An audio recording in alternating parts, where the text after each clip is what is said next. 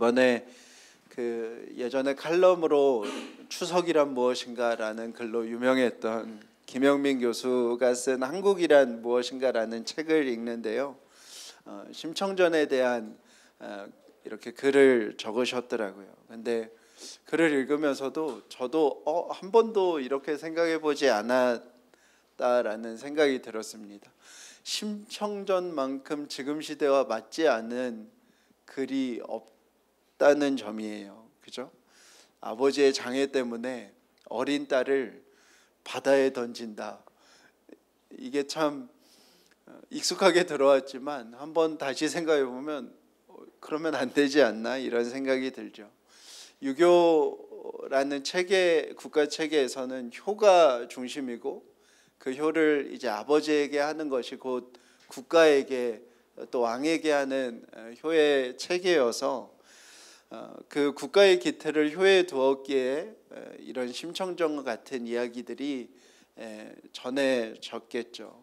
아버지의 장애를 위해서 어린 딸을 희생하는 이야기가 권면이 되었고, 어린 여자아이보다 노동력과 군사력을 제공할 수 있는 성인이 회복되는 것이 국가에 더 이익이기에 마치 남성 어른의 장애가 극복되는 것과 어린 여자아이의 생명이 동일한 가치인 것처럼 표현되었던 그 시대의 가르침입니다. 지금으로 하면 이 이야기를 어떻게 바꿔야 할까요?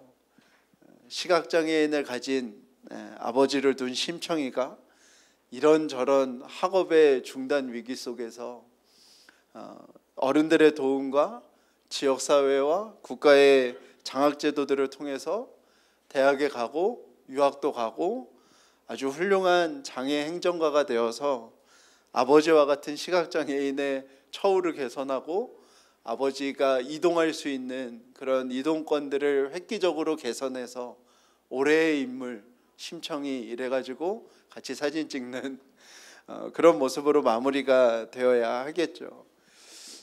이런 것 때문에 책을 읽는 것 같아요. 한 번도 생각해보지 않았던 또 소설의 어떤 주인공 속에서 내가 예전에는 한 번도 생각하지 않았던 것들을 그것을 읽으며 다시 한번 생각하게 되는 일입니다. 오늘 심청전 이야기 속에서 생각이 바뀌는 것처럼 또 오늘 이 여인을 통해서도 우리가 회개에 대한 생각이 좀 바뀌었으면 좋겠습니다. 바리새인 시몬이라는 사람이 예수님을 자신의 집에 초청을 합니다. 이미 뭔가 좀 수상하죠. 그죠? 바리새인이 예수님을 집에 초청할 일이 없는데 바리새인 시몬이 자신들의 잔치에 예수님을 초청합니다. 뭔가 함정이 있고 뭔가 의도가 있을 것 같아 보입니다. 문화가 다른 점이 명확하게 드러나는 것이 보통은 잔치 또 회식 이런 식사의 자리에서 명확하게 구분이 됩니다. 그러니까 우리나라에서도 우리나라의 문화를 보여줄 수 있는 가장 선명한 장소는 잔치이고 우리가 다른 나라에 가서도 동일합니다. 예수님께서 식사를 하시는데 이스라엘도 그리스의 문화를 많이 받아서 이미 어떻게 식사를 했냐면 남성이 비스듬히 엎드려 식사를 했습니다. 주보에 있는데요. 하나는 서구 유럽에 대한 관념으로 그린 거고 두 번째 그림이 좀 더 그 시대를 잘 반영한 그림입니다. 그러니까 그리스 문화의 영향을 받아서 성인 남성이 비스듬히 엎드려 식사를 하는 것, 그리고 그 식사의 시간이 길면 길수록 그 모임이 좀 더 가치 있는 사람들이 모인 모임이라고 말했습니다. 일을 하지 않고 즐길 수 있다는 것이 덕이었던, 그래서 자신들은 누운 채로 식사를 하고 그에 대비되게 서서 분주하게 일하는 노예들 속에서 식사를 하는 게 마치 권력인 것처럼 생각했던 문화가 그들 가운데 있었습니다. 여기서도 바리새인들이 가진 위선을 알 수 있죠. 바리새인들은 끊임없이 무슨 얘기를 해요? 유대 제국을 꿈꾸고요. 모든 것을 율법의 말씀에 따라서 생각하고 말하는 것처럼 표현하는데 정작 자신들도 어떤 문화를 즐기는 거예요? 로마의 귀족 문화를 흉내내고 즐기고 있는 것입니다. 그리고 그 자리에 예수님을 초청합니다. 우리 예수님은 거기 가셔서 어떻게 하셨을까요? 우리 예수님은 잘 드십니다. 비스듬히 누워서 예수님 아마 신나게 음식을 먹고 계셨을 거예요. 그때 한 여인이 예수님에게 옵니다. 그 여인이 향유를 담은 이제 옥합을 가지고 예수님께 오는데요. 옥합은 도자기 같은 것입니다. 이렇게 석회를 맑게 만들어서 구운 투명색이 나는 도자기 같은 것이에요. 그리고 거기에 향수를 담게 됩니다.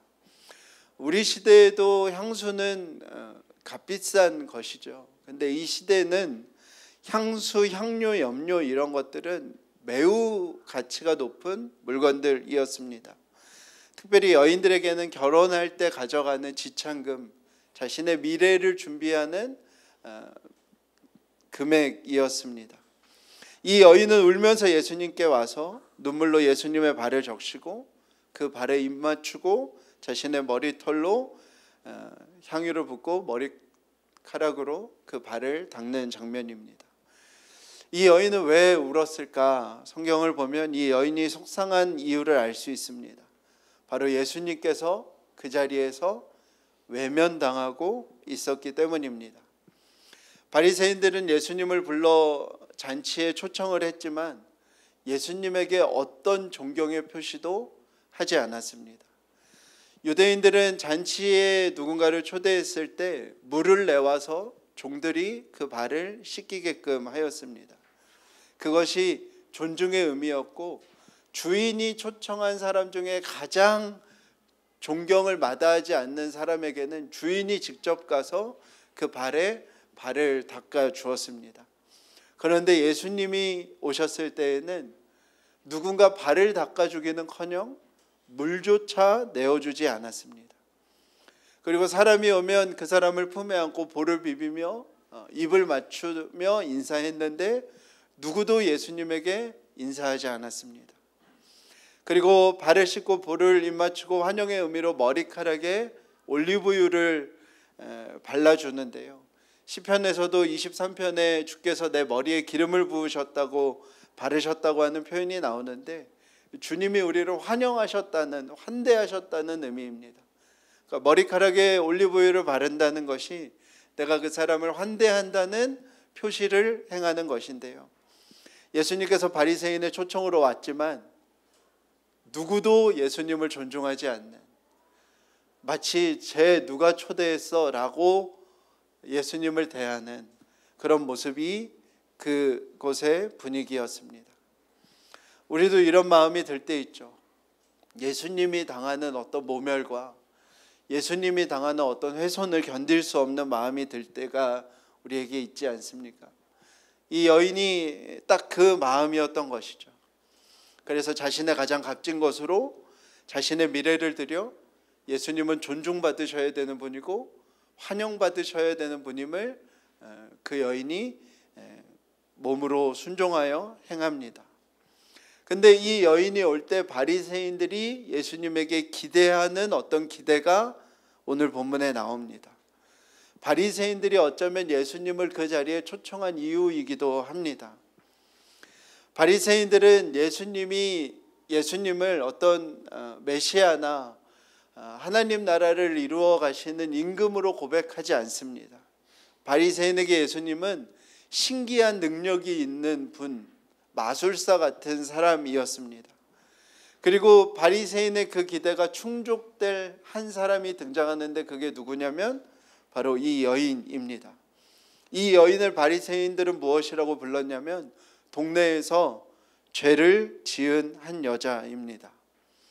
이게 관용구처럼 표현되는데 이 말의 뜻은 이 여인이 매춘부라는 의미입니다. 이 여인은 동네에서 매춘으로 생계를 이어가던 사람이었습니다. 그러니까 이 바리새인들의 궁금함은 저 여인이 이 동네에 누구누구와 잠자리를 했는가가 궁금했던 것이죠. 이 시대의 여성은 아버지가 없거나 남편이 없으면 생계를 이어갈 수 없었습니다. 그래서 계대결혼이라는 제도를 만들어서 가문이 그렇게 된 여자를 보호해야 한다고 율법에 기록되어 있습니다. 그것이 이루어지지 않으면 땅도 없고 할 수 있는 일도 없는 여인은 그대로 대부분 매춘부가 되었습니다. 그러니까 이 여인이 동네에 있다는 것은 무슨 의미냐면 그 동네에 누구도 율법을 지키지 않았다는 의미입니다. 그 여인을 마땅히 보호해야 되는 그 율법이 그 동네에 작동되지 않았음을 이야기하는 것입니다. 그렇기 때문에 율법을 누구도 지키지 않았기 때문에 이 여인은 매춘으로 생계를 이어가야 했습니다. 그리고 아마도 그 성을 매수한 사람들은 그 동네에 여유와 여력이 제법 있는, 아마도 밤을 새서 엎드려서 식사를 하며 일하지 않는 자기 자신들을 기뻐하던 사람들이었을 것입니다. 그러나 그 동네의 죄인은 누구뿐이었어요? 그 여인 한 사람뿐이었습니다. 바리새인들은 예수님에게 이 여인이 다가오자 그 기대를 하는 거죠. 저 신통한 능력이라면 저 여인의 모든 죄를 다 아시겠구나. 그래서 저 여인이 앞에 왔을 때 너는 누구누구와 이런저런 죄를 지었지라고 말씀하시는 예수님을 기대했습니다. 우리가 읽은 본문은 회개에 대한 내용을 다루는 본문인데요. 우리도 이렇게 회개를 참 많이 생각합니다. 대부분 내가 죄를 빠뜨리지 않고 열거하는 것이 회개라고 생각을 하죠.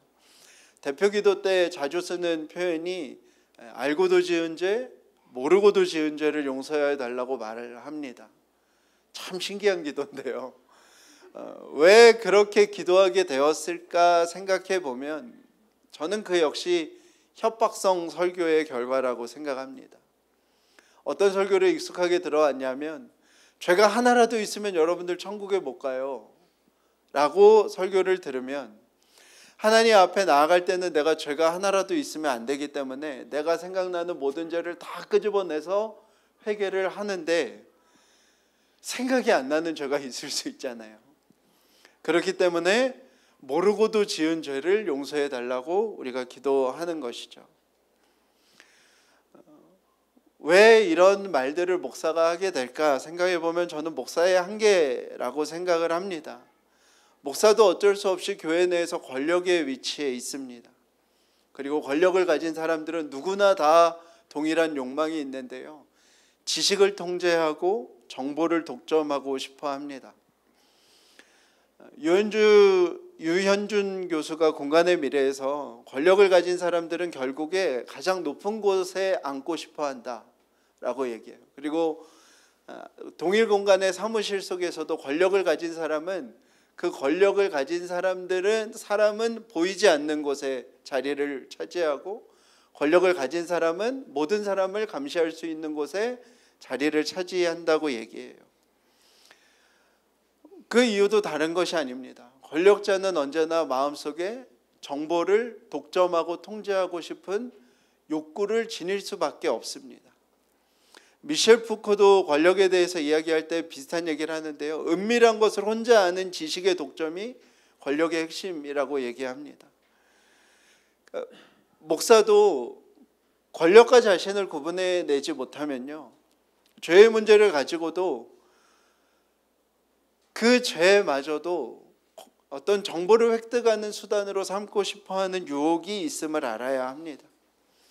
회개를 할 때 왜 그토록 죄를 다 적게 했을까? 빼곡하게 기록을 해야 마치 하나님이 우리를 용서해 주시는 것처럼 생각하고 말해왔을까? 그것이 진짜 하나님이 바라시는 회개였을까 질문할 수 있어야 합니다. 물론 기억이 나는 죄에 대해서 우리가 죄에 대하여 구체적으로 싸움을 해가는 내용들 중요합니다. 야고보서에서도 서로의 죄를 고백하며 기도하라라는 말씀이 있습니다. 근데 중요한 건 병든 자를 낫기 위해서 서로가 서로의 죄를 고백하며 기도하라는 것이지 하나님 앞에 나올 때 100가지 리스트, 죄의 리스트를 가지고 나오라는 소리가 아닙니다. 회개의 본질은 죄의 열거에 있지 않습니다. 회개의 본질은 내 삶을 돌이켜 주님께 나아가는 것입니다. 여러분들도 여러분들의 신앙 여정 속에서 회개했던 순간들을 떠올려 보십시오. 그렇게 회개했던 적은 없습니다. 여러분들이 정말 하나님 앞에 회개가 하나님의 임재 속에서 회개가 되어졌을 때 여러분들이 죄를 한 30개 정도 읽었을 때 회개가 되던가요? 그런 적 없습니다. 우리가 경험하는 회개의 순간들은 대부분 어떤 순간이냐면 무엇을 기도해야 되는지도 모를 때, 오히려 하나님 앞에 원망을 가득 가지고 갔을 때, 어떤 때는 내가 죄라고 생각했던 죄라고 생각해 본 적이 하나도 없던 것에서 그 모든 게 죄라고 생각되어졌을 때, 하나님 앞에 정말 가슴을 치며 눈물을 흘리며 회개했던 모든 순간들은 우리가 어떤 그 하나님의 임재 앞에 압도되었을 때이지, 우리의 죄를 열거했을 때의 회개의 경험을 하신 분들은 아마 없을 겁니다. 바리새인들이 가진 회개는 모든 것을 다 하시는 주님 앞에 자신의 죄를 일일이 다 고백해야 회개라고 생각했습니다. 그래서 바리새인들은 기대했습니다. 예수님이 저 여인의 죄를 일일이 낱낱이 다 드러내실 것이다. 그때 예수님께서 한 예를 듭니다. 어떤 빚진 사람이 있는데 한 사람은 500데나리온을 졌고 한 사람은 50데나리온을 졌습니다. 우리나라 돈으로 따지면 한 사람은 5천만 원, 한 사람은 500만 원을 졌습니다. 그럼 두 사람의 빚이 다 탕감되었을 때 누가 더 그 채권자를 사랑하겠느냐라고 묻습니다. 누구겠어요? 당연히 5천만 원 탕감받은 사람이 채권자를 더 고마워하겠죠. 성경에 바리새인들이 회개하는 장면들이 몇 장면에 나오는데요, 그들은 자신의 죄를 열거합니다. 그 열거의 내용은 이런 거예요. 하나님, 제가 다른 사람과 같지 않은 것을 하나님께 감사드립니다. 저는 억지로 빼앗아가는 사람들처럼 하지 않았습니다. 저는 불의한 사람들, 바람 피우는 사람들과 같지 않았습니다. 여기 있는 이 세리와는 저는 완전히 다른 사람입니다. 제가 한 주에 2번씩 금식하게 해주셔서 감사합니다. 제가 벌어들이는 것은 뭐든지 다 10분의 1을 바치게 해주셔서 감사합니다. 박하와 회양과 근채, 이거는 허브인데요, 이 시대의 사치품 같은 겁니다. 지금으로 얘기하면 똑같은 의미인데요, 박하, 딜, 커민이 성경에 나오는 박하, 회양, 근채입니다. 이것의 10분의 1, 즉 저는 사치품의 10분의 1도 하나님 앞에 헌금하는 사람입니다. 그들이 하나님 앞에 했던 회개는 이런 것입니다. 회개를 하기 위해서 성전에 올라오지만 거기에서 그들이 하는 회개는 실상은 자신의 의를 나타내는 모습이었습니다. 여러분들, 회개를 우리가 아는 범주에서 지식 속에서 열거한다고 한들 그 회개가 진실한 것일 수 있을까? 정직할 수 있을까? 그 회개 속에서는 정말 피해자와 가해자가 나뉘어져 있을까? 피해자의 회복에 대하여 노력하며 회개하는 것일까? 예수님은 바리새인이 가진 그 태도를 이야기하시는 것입니다. 어떤 존중도 어떤 환영도 없는 바리새인들이 자신들이 생각하는 그 회개가 돌이킴인가? 아니면 여전히 누군가를 지배하고 싶은 마음인가? 예수님을 거부하는 바리새인들이 가진 죄에 대한 태도는 돌이킴인가? 자리를 지키고 싶은 마음인가? 그러면서 예수님께서 이 여인의 모든 죄가 사함을 받았다고 선언하시는데요, 되게 중요한 말씀이 있습니다. 그런데 여러분들 성경 읽으면서 이런 말씀이 있는지 잘 보지 못했던 말씀일 것 같아요. 무슨 말씀이냐면, 이는 그의 사랑함이 많으니라. 죄사함을 받은 일이 적은 자는 적게 사랑하느니라. 예수님이 회개를 무엇으로 판단하셨냐면 죄에 대한 열거가 아니라 사랑이 많음으로 판단하셨어요. 매주 하나님 앞에 나와서 자신의 죄를 잘 열거하면 회개한 그리스도인일까요? 예수님이 전혀 다른 얘기를 하시는 거예요. 회개한 그리스도인은 사랑이 많은 사람이라는 것입니다. 사랑이 많을 수 있는 이유는 그가 죄사함을 많이 받았기 때문이라고 말씀합니다. 우리는 끊임없이 신앙을 법정의 이미지로 생각합니다. 우리의 죄가 정말 낱낱이 다 드러나고 그 죄 중에서 내가 회개하지 않은 게 하나라도 있으면 그 순간 그냥 탈락이 되는, 그 죄에 대한 양형을 다 받아내야 되는 그 법정의 이미지로 우리는 끊임없이 신앙을 생각하는데요, 성경에 나타나는 모습은, 신앙은 하나님의 품입니다. 나의 죄를 다 하나하나 묻지 않으시고, 내가 돌아온 것, 내가 돌이킨 것, 내가 방향을 돌이켜서 걸어온 그 거리를 기뻐하시는, 우리를 안으시는 하나님의 품입니다. 탕자가요, 하나님 아버지께 돌아가겠다고 다짐합니다. 그리고 그 길을 돌이켜서 아버지께로 갑니다. 아버지는 어떻게 하셨죠? 아버지는 그 탕자를 품에 안으시고 남들이 보지 못하게 집까지 데리고 와서 잔치를 벌이십니다. 그리고 뭐라고 얘기해요? 죽었던 내 아들이 돌아왔다. 이 기쁨에 참여해 달라고 얘기합니다. 그런데 탕자의 형은 어떻게 하죠? 탕자를 법정에 세워야 한다고 생각하는 거예요. 그가 무엇을 잘못했고, 그가 잘못에 대하여 어떤 책임을 졌고, 그 잘못에 대하여 피해관계 속에서 나와 어떻게 정산할지 따져 물어야 용서할 수 있는 것이라고 얘기합니다. 고멜이요, 호세아의 사랑이 믿어지지 않아서 삶의 끝까지 떨어집니다. 노예 시장에서도 누구도 사가지 않는 신세가 되어 그 비참함까지 떨어져요. 그때 하나님께서 호세아를 보내셔서 고멜을 법정에 세우시도록 하시나요? 고멜이 자신의 죄를 낱낱이 고백해서 하나하나 다 따져 물어서 회개하고 돌이켜야 받아주는 사랑으로 말씀하시나요? 그렇지 않아요. 호세아는 자신의 전 재산을 다 팔아서 아무도 사가지 않는 고멜의 값을 지불하여 데리고 옵니다. 그리고 호세아의 품에 고멜을 우겨놓고 집으로 돌아오는 거예요. 여러분들 주의해야 됩니다. 내가 죄를 열거하는 회개가 때로는 진실한 회개가 아닐 수 있어요. 어쩌면 말로만 하는 회개는 사랑하는 회개보다 훨씬 더 내가 바라는 회개일 수도 있어요. 예수님께서는 왜 진실한 회개를 사랑하는 것이라고 말씀하셨나? 다른 게 아니라 더 많이 사랑하는 자가 더 많이 용서받은 사람이기 때문입니다. 우리가 누가복음을 20차례 강해해 가는데요, 누가복음 읽어 나가면 그런 마음이 듭니다. 예수님은 결국 선과 자비를 바라시는 분이구나. 저와 여러분이 선한 의지를 가지고 살아가기를 바라시고 그거를 보이신 분이시구나. 그러면 우리가 이런 질문이 들어요.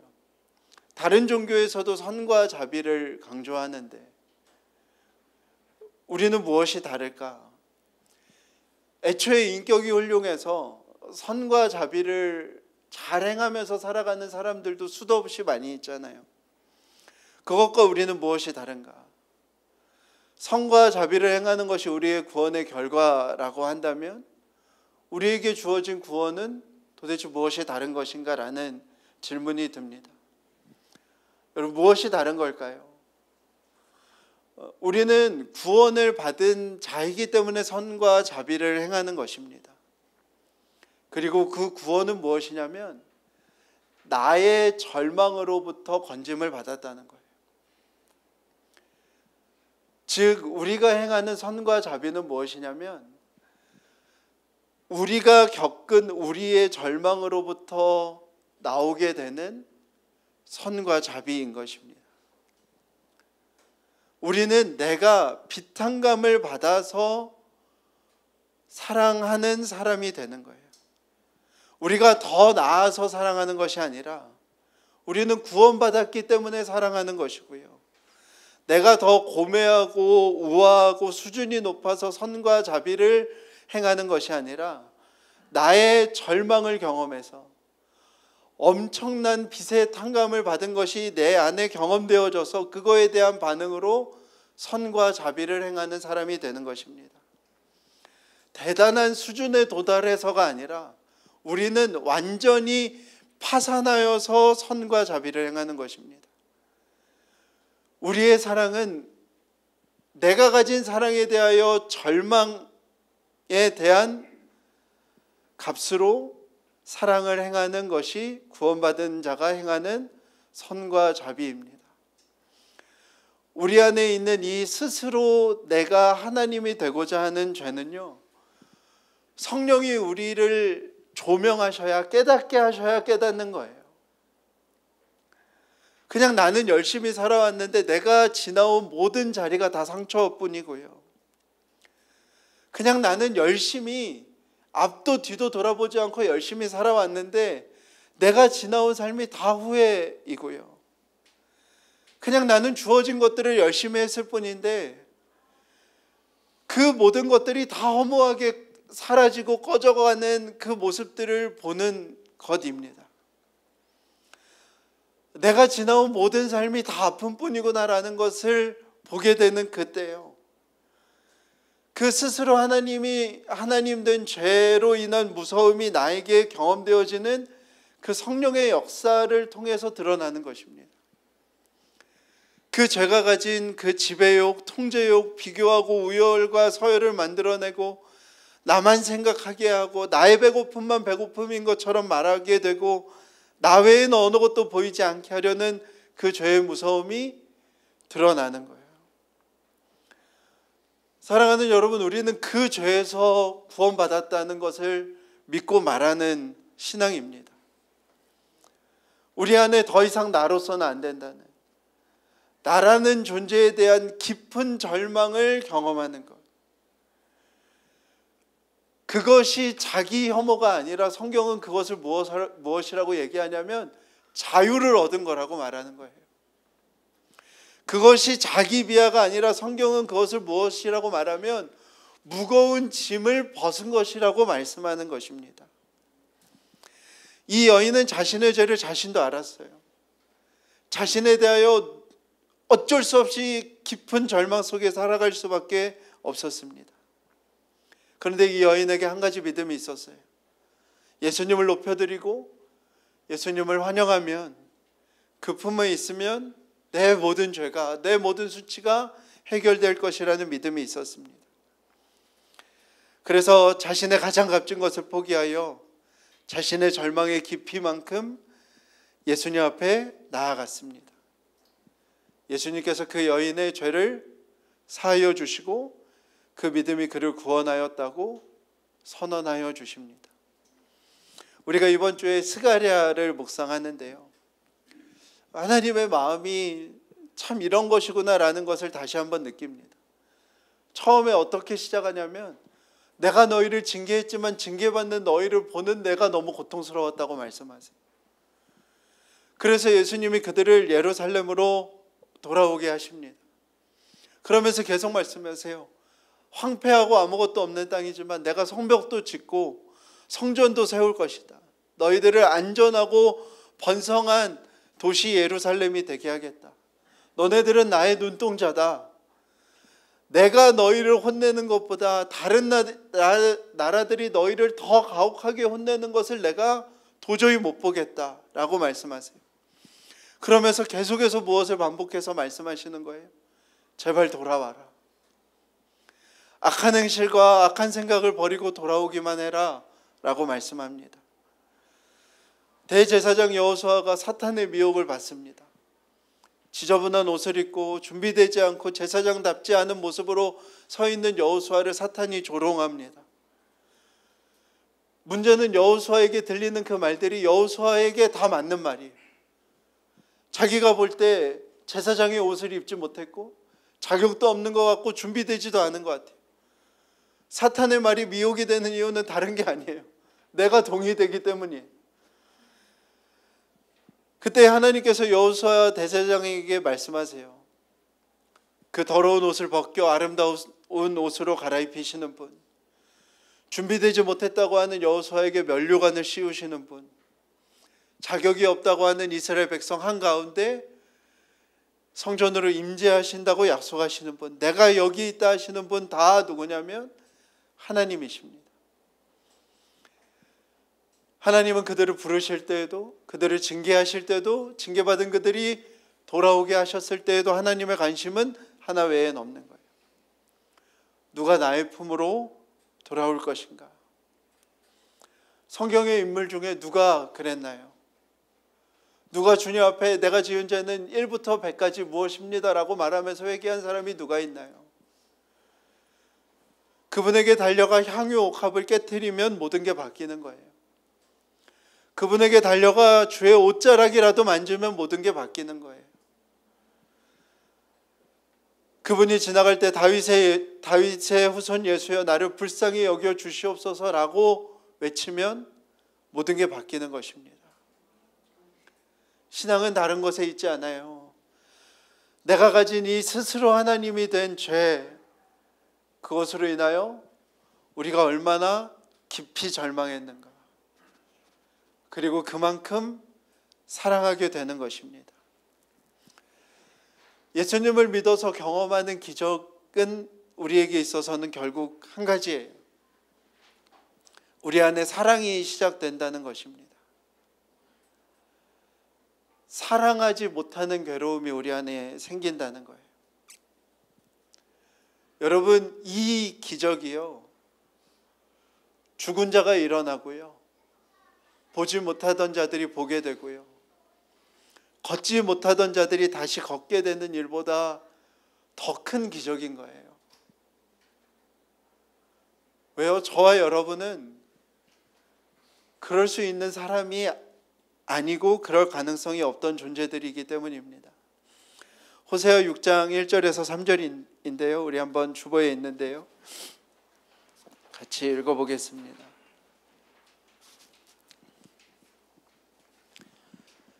시작. 자, 돌아갑시다. 여호와께로. 잡아 찢으셨지만 우리를 치료해 주실 것입니다. 때리셨지만 우리를 싸매 주실 것입니다. 여호와께서 우리를 이틀 뒤에는 살려주실 것입니다. 셋째 날에는 우리를 일으켜 세워주실 것입니다. 그래서 우리가 여호와 앞에서 살아날 것입니다. 알아봅시다. 힘써 알아봅시다. 여호와를. 아침 노을처럼 틀림없이 나오십니다. 우리에게 빛처럼 오십니다. 땅을 적시는 늦은 빛처럼. 아멘. 사랑하는 여러분, 우리는 이것을 믿으며 주님 앞에 나아가는 것임을 기억하였으면 좋겠습니다. 많이 용서받았기에, 깊이 용서받았기에 사랑할 수 있는 사람이 되었음을, 사랑하는 기적이 우리에게서 시작되는 것임을, 하나님은 우리를 법정에 세우시는 분이 아니라 그의 품 안에 안으시는 분이심을 기억하며 살아가는 저와 여러분의 삶이 되기를 간절히 축복합니다.